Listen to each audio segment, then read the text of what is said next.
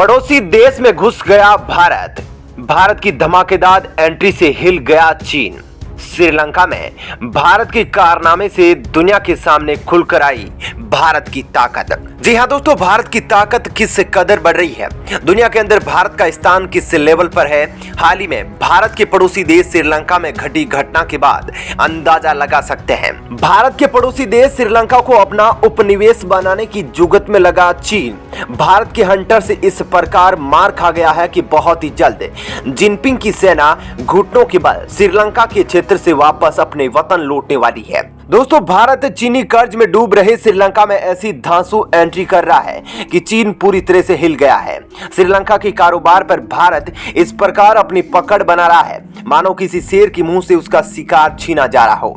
खुद को बहुत शातिर समझने वाले जिनपिंग को मोदी जी की सरकार विदेश नीति ने बर्बाद कर दिया है। जिनपिंग के जबड़े से भारत ने श्रीलंका को छीन लिया है। दोस्तों, भारत के लिए श्रीलंका बहुत ही ज्यादा महत्वपूर्ण देश है, जहां चीन कब्जा करके श्रीलंका को अपना उपनिवेश बनाने की चाहत पाल बैठा था। लेकिन भारत सरकार की मजबूत विदेश नीति, कूटनीति और लामबंदी की वजह से भारत श्रीलंका को अपने फेवर में करने के प्लान में कामयाब होता जा रहा है। दोस्तों, पिछले कुछ सालों में चीन श्रीलंका में अपने कदम लगातार बढ़ा रहा था, लेकिन अब भारत ऐसी चाल चल दिया है कि चीन खुद बर्बादी की कगार पर आ गया है। क्योंकि आपको पता है कि लोकतंत्र में सबसे ताकतवर उस देश की जनता होती है। भारत अब श्रीलंका की जनता से सरकार को साधने के प्लान में कामयाब हो गया है, जहां मोदी जी ने बिहार के कुशीनगर में अंतर्राष्ट्रीय हवाई अड्डे का उद्घाटन कर बौद्ध भिक्षुओं के लिए सबसे बड़ा पर्यटन का साधन खोल दिया। और आपको पता है कि श्रीलंका में बौद्ध धर्म के लोग सबसे ज्यादा है और वे अक्सर कुशीनगर आते जाते रहते हैं। तो वहीं श्रीलंका के वित्त मंत्री का भारत दौरा भी चीन के बंधन का एक गांठ साबित होने जा रहा है। ऐसे में दोस्तों जानेंगे कि आखिर भारत ने ऐसा क्या कर दिया है कि चीन का कारोबार श्रीलंका में पतन की ओर जाने लगा है। दोस्तों, भारत के कड़े विरोध के बाद श्रीलंका में चल रहे चीन के एक बड़े परियोजना को रोक दिया गया है, जो कि श्रीलंका के 3 द्वीपों पर संचालित थी, जो कि भारत के बेहद करीब थे।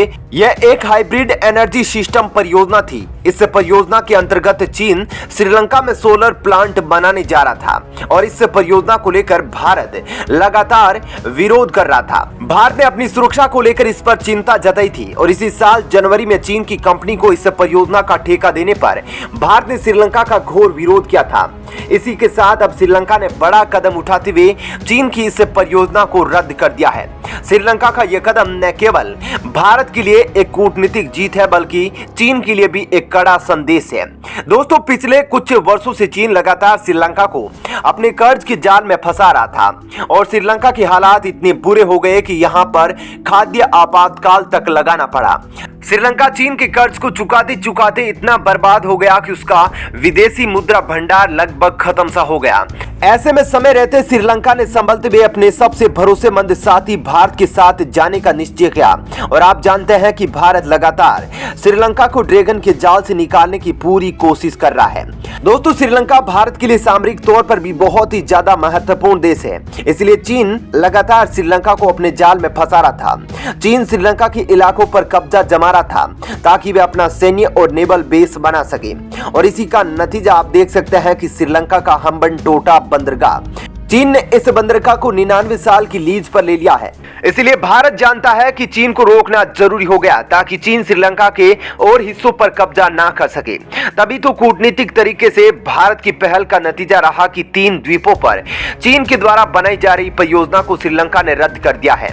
दोस्तों, श्रीलंका के इस कदम और भारत के इस कूटनीतिक जीत पर आप क्या कहना चाहते हैं, कमेंट सेक्शन में जरूर बताएं। इसके अलावा भी दोस्तों, श्रीलंका के द्वारा चीन को झटके पर झटके दिए जा रहे हैं, जो आप इस वीडियो में विस्तार से जान पाएंगे। इसलिए वीडियो को अंत तक जरूर देखें और वीडियो के बारे में अपनी राय जरूर लिखें।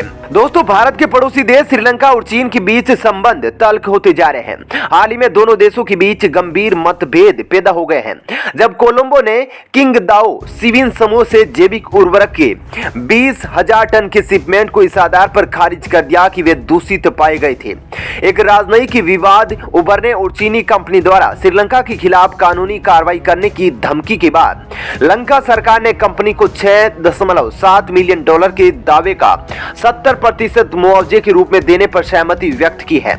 यह घटना ऐसे समय पर सामने आई है जबकि श्रीलंका के कृषि मंत्री द्वारा देश की संसद को स्पष्ट रूप से बताया गया कि जिस शिपमेंट को लेने से इनकार किया गया है इसके लिए चीनी फर्म को कोई भुगतान नहीं किया जाएगा।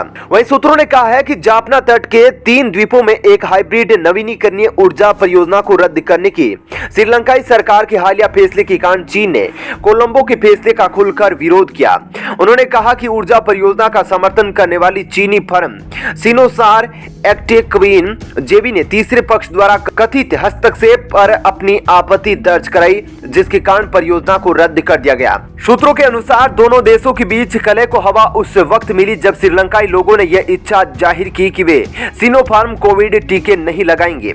गौरतलब है कि चीन की सिनोवैक बायोटेक कंपनी के हम्बनटोटा में एक निर्माण इकाई स्थापित करने के प्रस्ताव पर रोक लगा दी गई है, जबकि श्रीलंकाई राष्ट्रीय चिकित्सा प्राधिकरण के 8 सदस्यों में से 3 ने इस साल की शुरुआत में उस समय इस्तीफा दे दिया था जब सिनोवैक ने अपने टीके लगाने के लिए मंजूरी मांगी थी। श्रीलंका के वित्त मंत्री बासिल राजपक्षे ने हाल ही में नई दिल्ली की यात्रा के दौरान भारत से सहायता मांगी और दोनों देशों के बीच कई परियोजनाओं पर चर्चा की जो चीनियों को नागवार गुजरी। विदेश सचिव हर्षवर्धन श्रृंगाल और सेना प्रमुख MM नरवणे की हाल ही की श्रीलंका यात्राओं और बौद्ध पर्यटन के लिए कुशीनगर हवाई अड्डे को खोलने को उसी संदर्भ में देखा जा रहा है। साथ ही अडानी समूह ने वेस्टर्न कंटेनर टर्मिनल विकसित करने के लिए श्रीलंका पोर्ट अथॉरिटी और श्रीलंकाई कंपनी जॉन किल्स के साथ एक समझौते पर हस्ताक्षर किए हैं। अडानी समूह ने मन्नार में $1 अरब के अक्षय ऊर्जा परियोजना विकसित करने का भी प्रस्ताव रखा है। श्रृंगाल की यात्रा के बाद से भारत में त्रिंकोमाली तेल टैंक फार्मों को विकसित करने पर भी बात आगे बढ़ रही है।